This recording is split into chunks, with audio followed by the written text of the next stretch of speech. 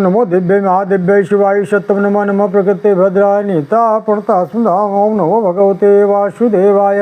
सज्जनों, अब आपके बीच में मत्स्य पुराण का 10वां अध्याय की कथा लेकर मैं उपस्थित हूँ। इसमें महाराज पृथु का चरित्र है और पृथ्वी दोहन का वृत्तांत बहुत सुंदर किया गया है। सभी लोगों ने धरा पृथ्वी का दोहन किया है। बहुत अच्छा वृत्तांत है। चलिए चलते हैं। बहुर्भीर धरणी भुक्ता भूपाल श्रूयते पुरा पार्थिव्या पृथ्वी योगात् पृथ्वी कस्य योगतः किमर्थ च कृतां संज्ञा भूमि किं परिभाषिका गौरीतीयं च विख्यात सूत कामास्ते बब्रिहन।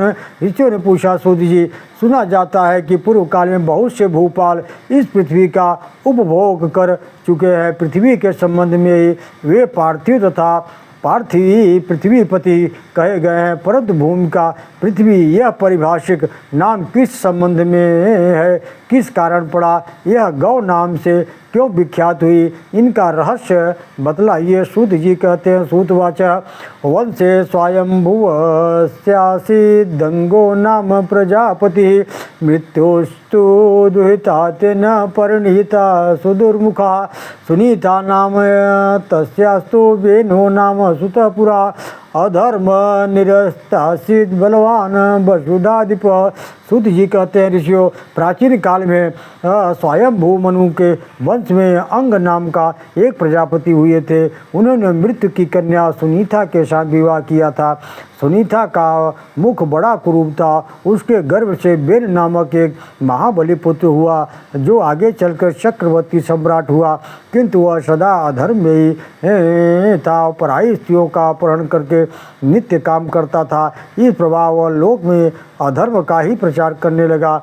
तब महर्षियों ने जागतिक धर्माचरण की सिद्धि के लिए उसे बड़े अनुनय विनय की, परंतु अंत में अशुद्ध होने के कारण जब उसने उनकी बात न मानी तब प्रजा को भय नहीं किया।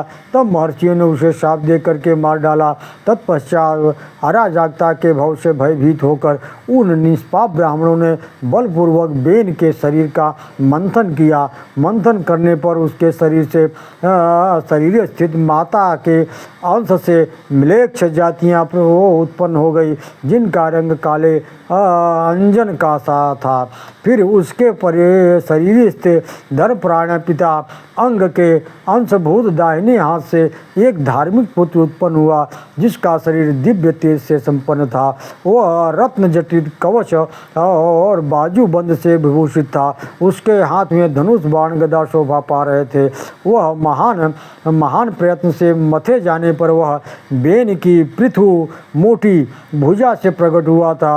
अतः पृथु उसका नाम पृथु नाम से वह प्रसिद्ध हुआ। यद्य ब्राह्मणों ने उसे पिता के राज्य पर अभिषिक्त कर दिया था, तथा उसने परम दारुण तपस्या करके विष्णु भगवान को प्रसन्न किया और उनके वरदान के प्रभाव से चराचर लोक को जीतकर पुनः स्वयं भी समस्त भूमंडल की अध्यक्षता प्राप्त की। तदनंतर अमित पराक्रमी पृथु भूतल को स्वाध्याय खटकार और धर्म से विहीन देखकर क्रुद्ध हो उठे और धनुष पर बाण चढ़ाकर उसे भस्म कर देने के लिए उद्यत हो गए। यह देखकर भूमि गौ का रूप धारण कर भाग कर चली। उधर प्रचंड धनुर्धर पृथु भी उसके पीछे दौड़ पड़े। पीछा करते हुए वह गौरूपा भूमि हताश होकर एक स्थान पर खड़ी हो गई और बोली, हे नाथ, आपकी प्रसन्नता के लिए मैं क्या करूं?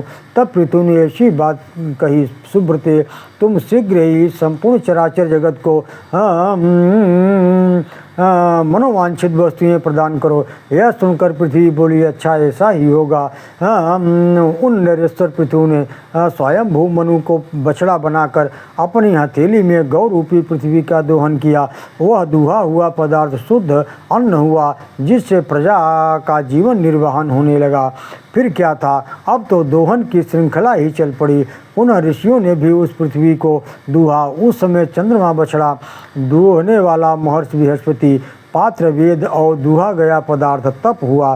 देवताओं ने भी पृथ्वी का दोहन किया। उस समय दूहने वाले मित्र इंद्र बछड़ा तथा क्षीर ऊर्जस्वी बल हुआ। उस दोहन में देवताओं का पात्र स्वर्णमय था। अंतक ने भी पृथ्वी का दोहन किया, उसे यमराज बछड़ा बने और स्वधा रस पितरों का पात्र रजतमय था। नागों के दोहन से में नागराज धृतराष्ट्र, दोहने वाले नागराज तक्षक, बछड़ा और पात्र तुम्बी और क्षीर, दूहा हुआ पदार्थ विष था।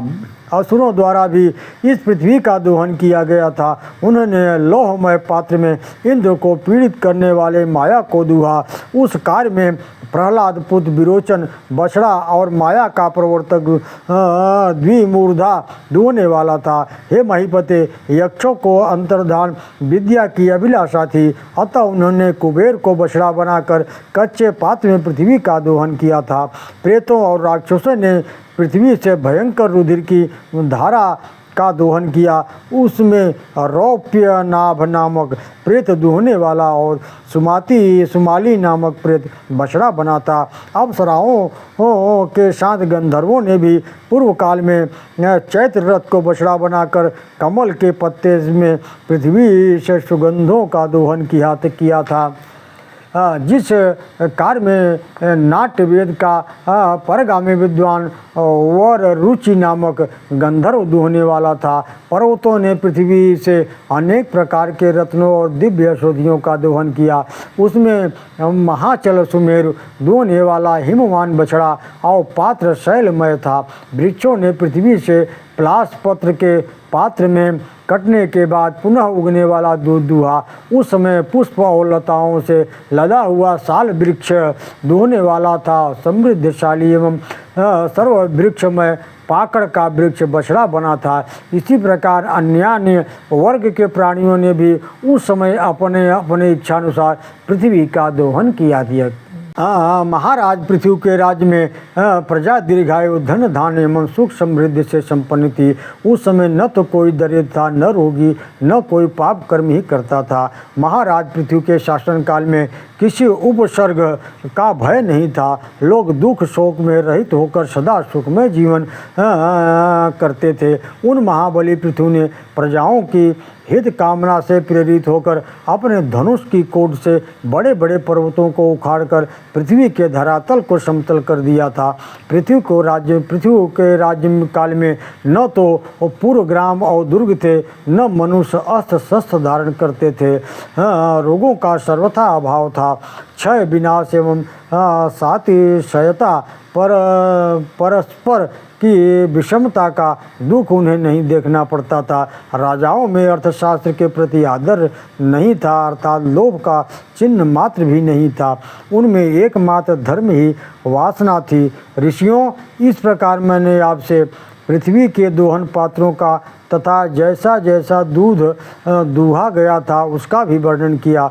उनमें जिस वर्ण के प्राणियों की जिस पदार्थ की प्राप्ति की रुचि हो उसे वही पदार्थ यज्ञों और श्राद्धों में अर्पित करना चाहिए।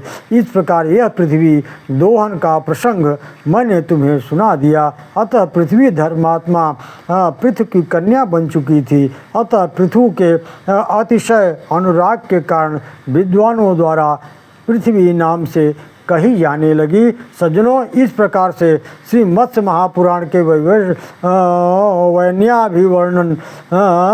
वैन्याभिवर्णन नामक 10वां अध्याय यहीं समाप्त होता है। नमो दिव्य महादिव्य शिवाय सत्यम नमः।